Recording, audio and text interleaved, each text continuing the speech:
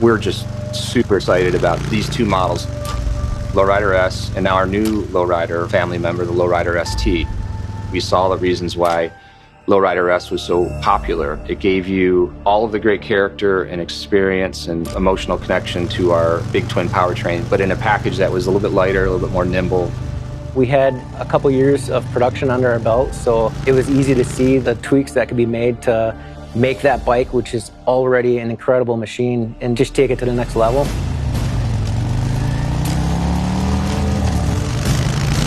First look from far away, you know it's a Lowrider S. Just the stance, just the presence of it.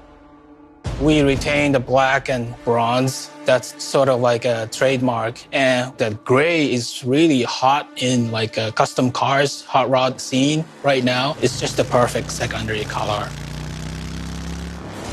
The bike performs exactly how it looks, that raw, unbridled feel to it.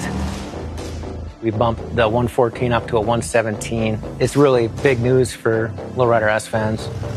The powertrain is putting out 125 foot-pounds of torque, so it's a noticeable kick in the pants. We've got the heavy breather intake, along with a new exhaust system. Lowrider S gets the 117, which is really cool, and that's the biggest motor that we have out of the box. We've also played with the location of the instrumentation and the suspension.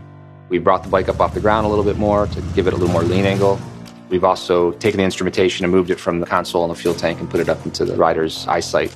And that's something that we heard directly from riders, that they wish they could had a little less movement in the neck and eyes to actually read the gauges of the motorcycle. If you think about the quintessential piece of DNA for modern Harley-Davidson, it's Lowrider S.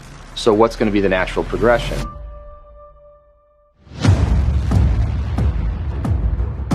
The Lowrider ST, we are super excited about what this is going to bring. This gets to that customer that may not need the full Grand American Touring, but is really looking for that performance package and some of the protection that the fairing brings. There was a fundamental shift that we saw happening a few years back. What folks were doing is they were leaning into performance, and really was taking root in Southern California. We were seeing a lot of customers modify their bikes by increasing the displacement, tweaking the suspension, going through the expense of putting saddlebags on the bikes, adding aftermarket fixed fairings. They were either restoring FXRTs or FXRs and putting that fairing on there, or they were taking the fairing at a swap meet and trying to, figure out how to get it on their Dyna. A lot of the shows that we pay attention to around the world, we started to see just a couple bikes that were like this. It'd be in a sea of 100 bikes that were kind of executed in the old manner. You would see 2 or 3 bikes that were done in this new way. And that's how we spot a trend.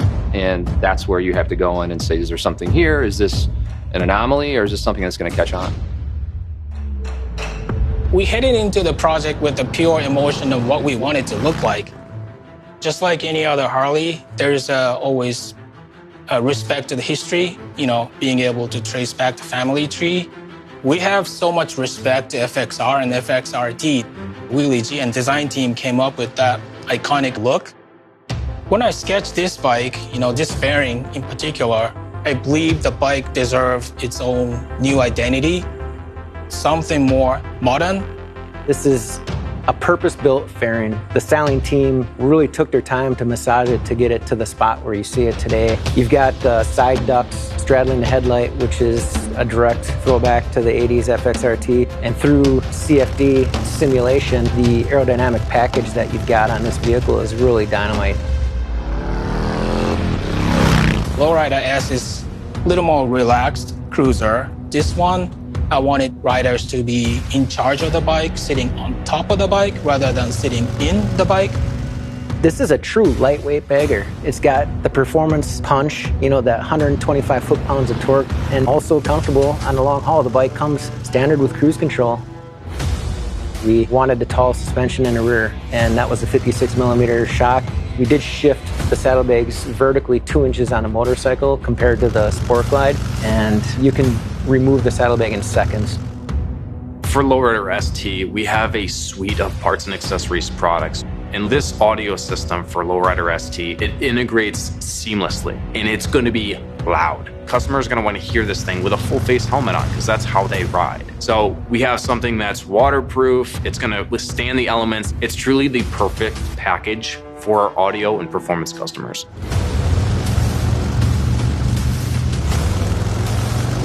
I still remember the excitement. First time we saw the bike, which was the mirror image of my sketch. When we stepped back and looked at the finished product, every single person that I saw walk by that bike just stopped in their tracks and had that wow moment. Like that's special. I think to some customers, this is going to be their version of touring. It's a new personality. It's a slightly new way to tour. If you live somewhere where you want to do some canyon carving or just some cruising, some performance riding, and a couple times a year you want to throw on some gear and head to Daytona or head to Sturgis or head to Fackersee, Lowrider ST is just a great choice. It's the perfect combination of performance and touring.